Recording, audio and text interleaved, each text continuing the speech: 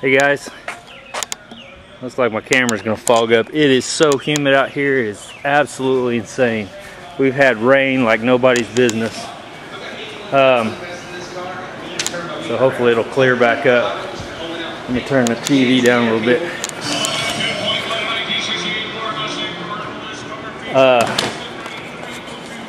So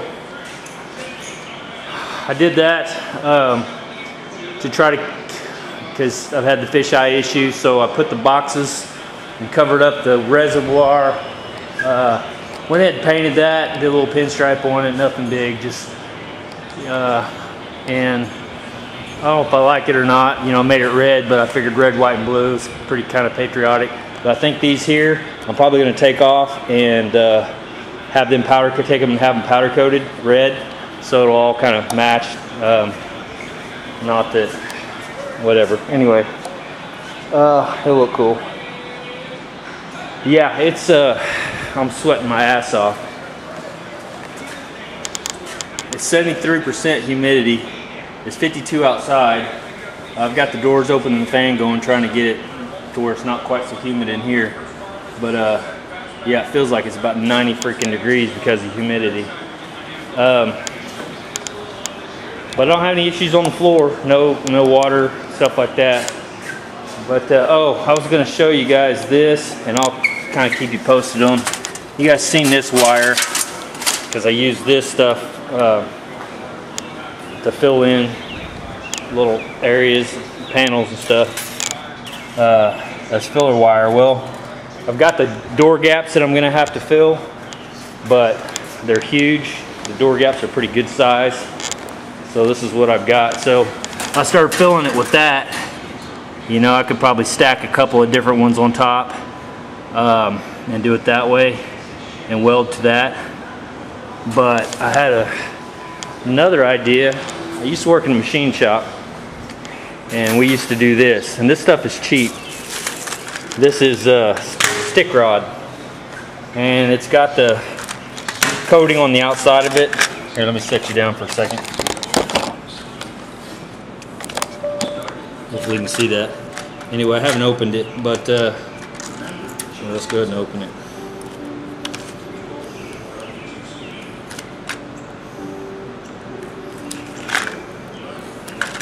So, all right.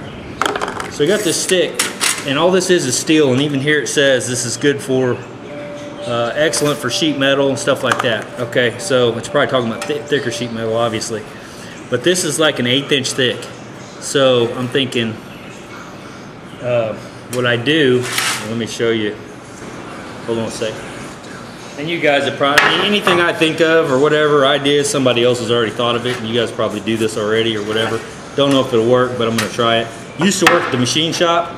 You just take this coating, just take your hammer and just kind of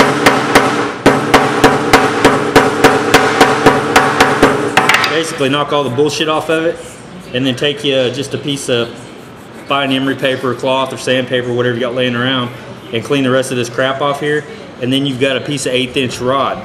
So now, and it's steel, just like the rest of your car. Now I've got a thicker piece, and of course it's flexible, you can bend it. But now I can get that in there and see how small the gap. So now I can just weld that to that and then grind that out to the exact size I need, instead of having to try to stack that little mini wire. You know what I mean? So it gives me a little bit more material to work with. Anyway, that's the idea. I'll give it a shot. I'll show you guys how it works out. I probably won't do that today because I got some other stuff going on. This might be one of the later things that I do, but because I got to put the other door on that side and do some other things. But anyway, it's just a thought. I thought I'd share it with you guys and see what you think. I think it'll work great. Like I said, I used to do this when I MIG welded or TIG welded at the shop. I'd use this wire, I'd beat the flux off of it and use it as a filler wire for some of the bigger stuff I was using. But anyway, you know, and it welded just fine. So I thought, hey, and this stuff's cheap. I paid like $5 for this little box of these, and there's, shit, I don't know how many in there, but anyway, that's another idea. If you've ever had to stack, because you can see how much thicker this is than this. So you've got a whole lot more, you know, area to be able to play with. Anyway, for those bigger gaps, I think that's probably going to be the way I'll go. I'm sure they sell just steel rod without the flux on it, but like I said, this stuff's super cheap, and you can get it at Home Depot or Lowe's or whatever you have in your town. You can get it anywhere, so any kind of welding supply place. But yeah, anyway, thought I'd share that with you. I hadn't made a video in a few days, been pretty busy. Like I said, I sealed all that up, painted that, trying to make it, you know, to where I can get rid of any oil that might be.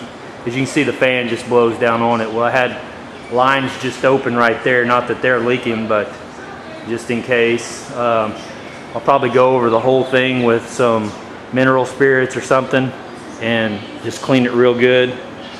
The reservoir's in here, but then you've got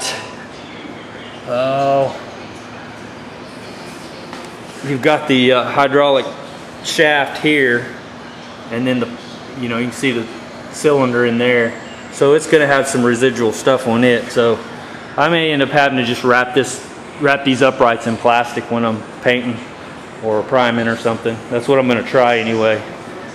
So yeah, I went ahead and put the trunk back on, and show you what I got here. Real happy with this. It's a little low here, obviously. That's not an issue. I can bend this up. I'll get a 2x4 and work it to where I get it up even and make it work. The gap here is really pretty nice. I was thinking I was going to have to splice this and push it in, but you can see it gets tighter here. So I'll actually have to splice that and push it out a little bit, depending on the other gap. Once I get the other quarter panel on, I'll work these gaps better. But look at that. I don't know if you can see that, but that's damn near perfect. I mean, and that's just freaking luck, you know. I mean, it just worked out that way. So real happy with that. And that's the factory gap, so that's huge, you know what I mean? So yeah, that worked out great. But anyway, so yeah, I'm not sure. I'm gonna put that door on, and then I still haven't welded this on yet, because I was kicking around going ahead and mixing up some epoxy primer and just epoxying this whole deal at one time, you know, and then welding that back on. But I haven't figured out what I want to do just yet on that. So anyway, I'll bring you back when I get the door on, show you the other gaps. Like I said, I got the whole front end back on, so I just need to put that door on. And so anyway, I'll bring you back and to get a little bit more progress. All right, so this is what happens when you're a dumbass. I'd take the front fender back off because I decided to put the door on, and instead of following the basic rules that I learned when I was like 7 years old, you always start these by hand. You never use an impact. Guess what? This dumbass used an impact. So all three of these suckers cross-threaded on me. So luckily I didn't go in too far with them. But yeah, they're good now. I re-tapped them basically. I got actually as a tap. I'd call it a thread chaser, but that's basically all I did, was chase the threads. But yeah, they're good now. But it cost me a lot of time because I actually didn't have one of the few tools I don't have is a tap and die. So now I do, but I had to go buy a tap and die set. But yeah, 5/16 18, I think, is the size for that. But yeah, once I got them in there and they started tightening up, I thought, man, they're not going in like they're supposed to. So I backed them back out and then took the door off, back off, and then tried to thread them in by hand, and they wouldn't go all the way down like they're supposed to, which I said they're all good now. But yeah, dumbass mistake. It's 15 till 4, so yeah, it cost me a lot of time, and ended up taking the front fender back off, which I think now go ahead and put the door on, then put the front fender back on. It'd probably be easier that way anyway. So All right, when I get that door back on, I'll bring you back. Back on. What a pain in the butt. Those door gaps are pretty tight, which is fine. I like that better than way too wide. These under here, hopefully you can kind of see that. They're pretty good, pretty lined up. This end right there needs to come out just a little bit. But yeah, this front fender, it may be worse than the other front fender. But I've got it shimmed up, I've got to push it in. And the gap's pretty much horrible. So yeah, I got a lot of work to do with that.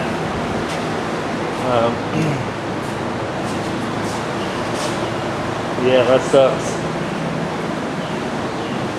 This side, the door is out a little bit here, so I took a spoon and a hammer and started whacking it. Well, then I whacked that and put a freaking dent in it, so then I had to work the dent back out. So got it out, and but yeah, it looks nice. It's nice and good transition here. This needs to come in a little bit more. I'm just gonna have to keep tweaking on it. Anyway, that's what I've been doing. So that and adjusting this door, man, I've adjusted in and out on the striker, in and out on these.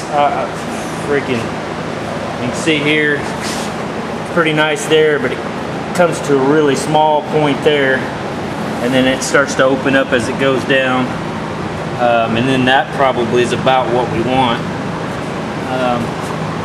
But like I said, when I get the new quarter panel on this side, I can always splice that and open that gap. Could slide the whole door forward a little bit, but I don't know. I'll keep playing with it. We'll see what happens. Yeah, that gap's ridiculous. And it's out this direction, which I said, just working it, trying to get it. Anyway, I'll keep working it. It's pretty boring, but once I get it where I want it, I have it locked down, and you can see here the body line here's coming up, and it's that far off. So, all right, guys. Well, it's 20 to 8, so I'm probably gonna call it quits for the night and upload this. So, you guys have a good one. I'll see you later. Hey guys. Mail call from Tom Noble. Pretty cool. He got me the Henderson fire. You can see that. This is the new one, and then this is the old one. Very cool. These are cool, cool, cool. I'll find a good place for these. Appreciate that, Tom. And then he also sent me packing peanuts. I've been wanting these for a long time. What you can do with these is you can take a piece of sandpaper and you can wrap it around it, and then it, you know, forms the shape of whatever you're, like if you want to do like a small contour or whatever like that, you know, just put your I'm just kidding. No, he got me guide coat. Not just one can, not just 2 cans, freaking 3 cans. Thank you, thank you, thank you, thank you, thank you. And you know I'll use that because I got a whole cart of freaking guide coat. Probably multiple times. So thanks, Tom, I appreciate that. You're awesome.